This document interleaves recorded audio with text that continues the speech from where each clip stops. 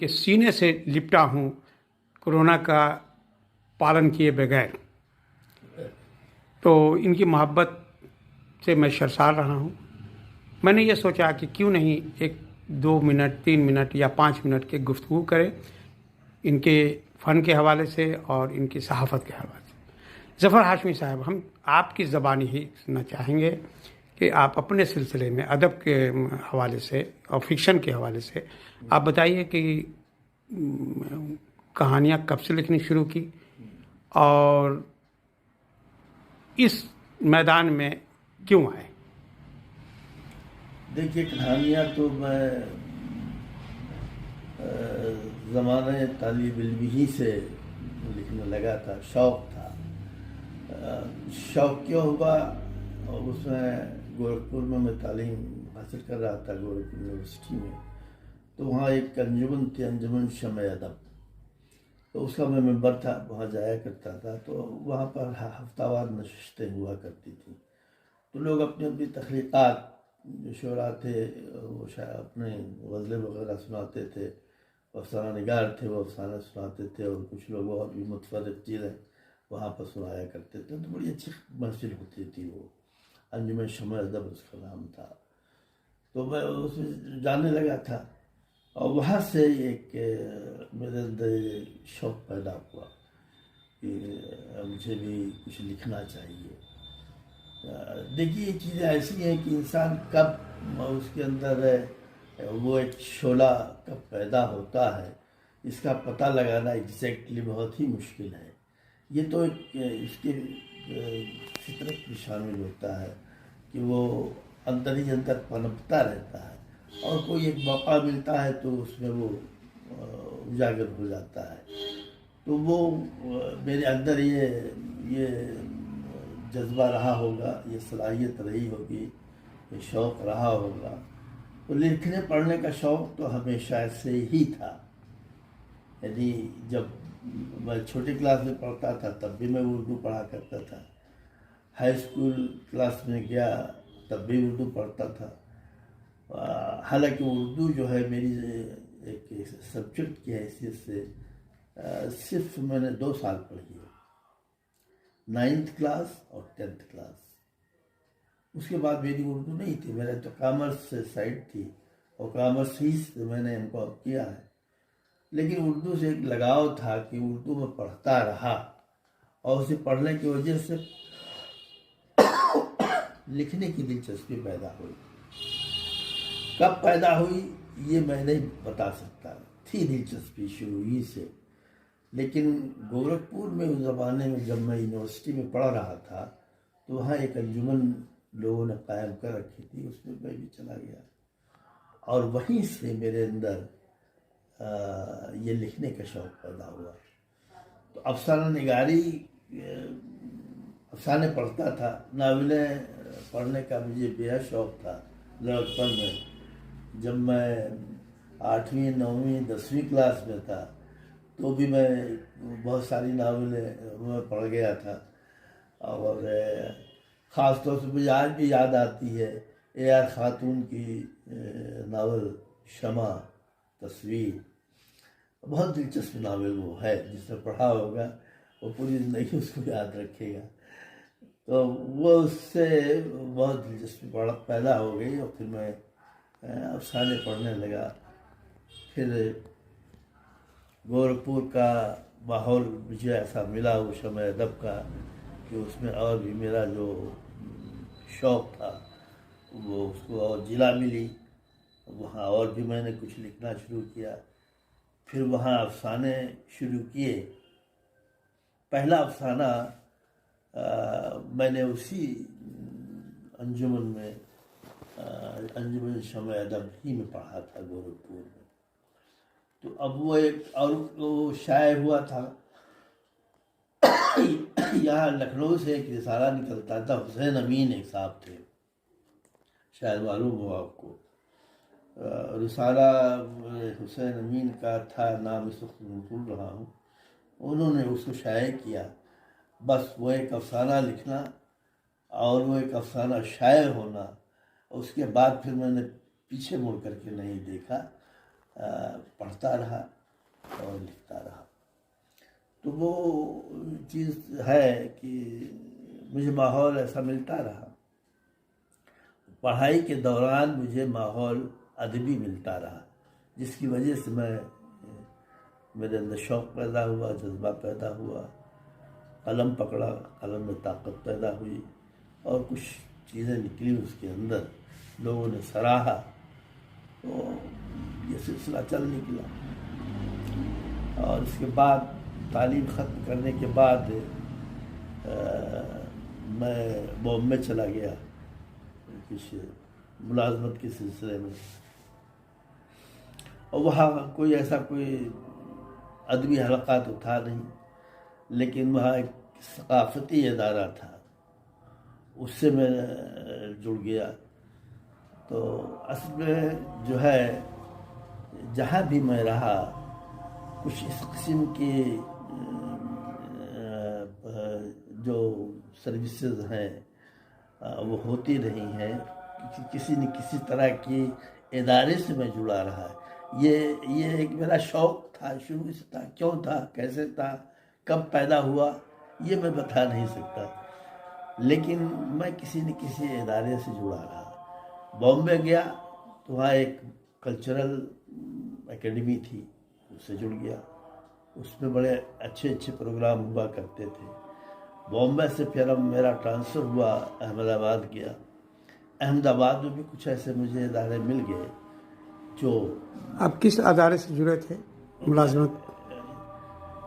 یہ اس کے ادبی ادارے، ادبی نہیں، آپ کے ذریعہ معاش کا جو ادارہ ہے. ہاں، ذریعے معاش کے لیے مجھے میں گورنمنٹ سروس میں تھا، اکاؤنٹنٹ جنرل آفس میں تھا میں وہاں احمد آباد میں. وہاں مجھے ملازمت مل گئی تھی تو میں وہاں تھا، اور وہاں سے پھر میرا ٹرانسفر احمد آباد ہو گیا. میں احمد آباد ملازمت کے سلسلے میں گیا، لیکن میں ان اداروں سے جو کلچرل ادارے تھے وہ سے میں جڑا رہتا تھا. جہاں تلاش مجھے رہتی تھی کہ کوئی انہیں وابستگی آپ کی ختم نہیں ہوئی. ہاں، جہاں بھی گئے وہاں آپ تلاش لی. بڑھتا تلاش میں جستجو میں رہتے تھے، اور وہ مل بھی جاتا تھا. پھر اس کے بعد چونکہ شوق بڑھتا گیا، کام بھی ہوتا گیا، تو پھر ہم نے اپنا خود ایک ادارہ قائم کیا احمد آباد میں.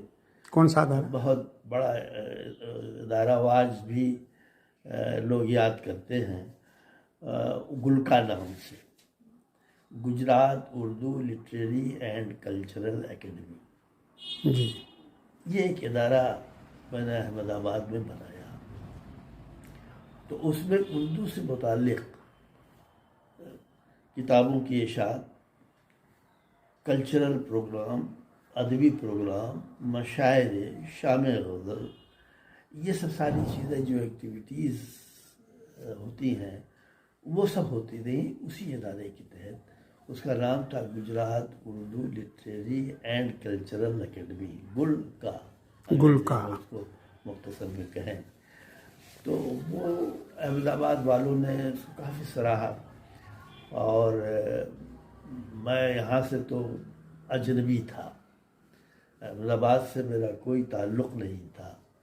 پہلی بار میں وہاں گیا تھا کہ اسی سے میری ملاقات نہیں تھی، لیکن میری اس ایکٹیویٹیز کی وجہ سے لوگوں میں جان پہچان یا میرا دائرہ جو تھا وہ سماجی دائرہ بڑھتا گیا، اور میں ایک قدم آگے بڑھا، پھر دوسرا قدم اٹھایا، تیسرا اٹھایا.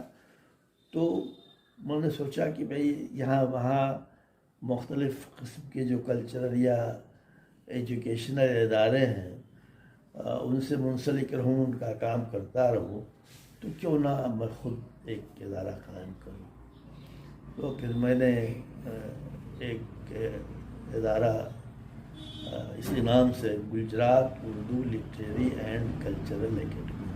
تو گلبن جو ہے وہیں سے آپ نے شروع کیا تھا؟ وہ اس کا یعنی اس کا شارٹ فارم ہوا گلکا. اس کے بعد یہ 77 کی بات ہے. 1977. تو پھر میں نے گورکھپور میں تھا، لکھتا تھا تو شوق تھا ہی، وہ ختم نہیں ہوا تھا. اپنے اپنے طور پہ تلاش کر لیتا تھا کہ کہاں ہے ایسے لوگ، سرفرے لوگ. ایک فطرت ہوتی ہے انسان کی، وہ ہے یہ چیز جو ہوتی ہے وہ اندر سے ہوتی ہے، ہمیشہ اس کے اندر رہتی ہے، اور کہیں کوئی موقع ملتا ہے تو آ جاتی ہے، وہ جلا پا جاتی ہے. تو وہاں پھر میں نے یہ ادارہ قائم کیا، Gujarat Urdu literary and cultural academy, اور جس کو مختصر گلکا کہہ سکتے ہیں. پھر اس کے تحت میں نے گلبن جو ہے وہیں سے آپ نے وہاں سے وہیں سے اسی ادارے کے تحت نکلا. اور چونکہ وہ ون مین شو تھا، جی وہ ادارہ بھی جو تھا شروع میں وہ ہم ہی نے قائم کیا، اور ہم ہی نے پھر وہ گلبن نکالا. تو یہ کہنا کہ اس ادارے نے نکالا وہ تو ٹھیک نہیں ہوگا، اس لیے کہ جب دونوں ادارے ہمارے ہی تھے تو وہ ہم نے اس کو، اس ادارے سے ہم نے گلبن کو الگ رکھا، اس کا ٹھپا نہیں لگنے دیا. گلکا کا ٹھپا ہم نے گلبن پر نہیں لگنے دیا. گلبن ہمارا ایک ذاتی پرسنل گلبن پر بھی بات کریں گے. ابھی ہم آپ کے فکشن پر بات کریں گے کہ آپ کے اب تک کتنے مجموعے سامنے آئے. جی حوالے دیکھیے، فکشن کے تین مجموعے تو فکشن کے ہو گئے ہیں. اس میں سب سے پہلے عجیب بات ہے. عجیب بات، ہاں، وہ یہیں رکھی بھی ہوگی اسی طرف. تو ہاں، بہرحال یہ معاملہ ہے. اچھا، میں بعد میں اس کی تصویر لے لوں گا. ہاں تو آپ لے لیجئے گا. عجیب بات ہے جی. تو وہ ایک تھا جو ہم نے احمد آباد سے ہی شائع کیا. احمد آباد میں جب گئے وہاں سیٹل ہوئے تو تب جا کے پوری طور پر ہم کنسنٹریٹ کر سکے ادب کی طرف. اور افسانے تو لکھتے ہی رہے، شروع ہی ہو گیا تھا، لیکن اس میں جو پابندی کے ساتھ لکھنا اسی وقت شروع ہوا ہے. یہ 1977 کا معاملہ ہے. اس وقت سے میں نے یہ رسالہ بھی نکالا، رسالہ نکالا. اور فکشن سے تو اس سے پہلے بھی لکھنے لگا تھا. یعنی ایک سال میں بامبے میں بھی تھا، وہاں پر بھی میں نے افسانے لکھے تھے. اور وہاں کے اخبارات، اردو جو اخبارات چھپتے تھے وہ اس میں شائع بھی ہوئے تھے. اور اس سے پہلے جب پڑھتا تھا میں تب بھی لکھتا تھا. گورکھپور میں شمع ادب جو تھی، بتایا میں نے ابھی کہ اس کی جو نشستیں ہوتی تھی اس میں لوگ اپنی اپنی چیزیں لا کر کے پڑھتے تھے. تو میرے اندر یہ بات تھی، کب ڈیولپ ہوئی اور کیسے کیا ہوا اور لکھنے لگا، بس اتنی ہے. اچھا، دوسرا مجموعہ کا کیا نام ہے؟ دوسرا ایک تو عجیب بات ہو گئی ہے، اور دوسرا ہے دیکھیے میں مجموعے کے نام بھول رہا ہوں. میں سمجھ آتا ہے کہ میں خود اپنی کتاب کو دیکھوں. یہ دیکھیے اب تک میری اتنی کتابیں شائع ہو چکی ہیں، 1 2 3 4 5 6 7 8 کتابیں. آپ اسکرین کے سامنے اس کو کر دیجیے.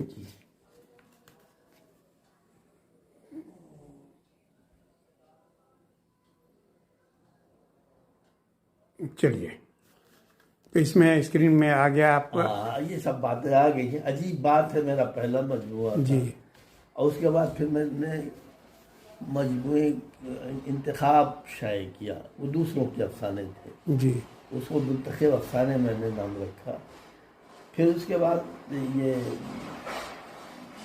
اور فقائیہ میں جی آپ کو معلوم ہاں ہم کو آپ نے دیا بھی ہے ہے کہ ہم لوگ اس میں بھی آپ کے مجموعے میرے پاس آئے ہیں دخل رکھتے ہیں. تو حاجی مغلق کے نام جی سے جی ایک جی جی چلایا تھا ایک سیریز جو کہ گلبنی میں شائع ہوتی. جی اور اس کے بعد پھر ہم نے اس کو ترتیب دے کر کے کتابی شکلیں دی. اور اس کے بعد حصہ دوم بھی شائع ہوا حاجی مغلق کا، کیونکہ وہ سلسلہ چلتا رہا اور گلبن میں وہ شائع ہوتا رہا.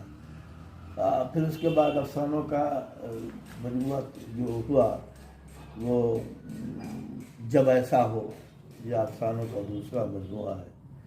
اور اس کے بعد سچ مچ کا جھوٹ، یہ تیسرا مجموعہ ہوا.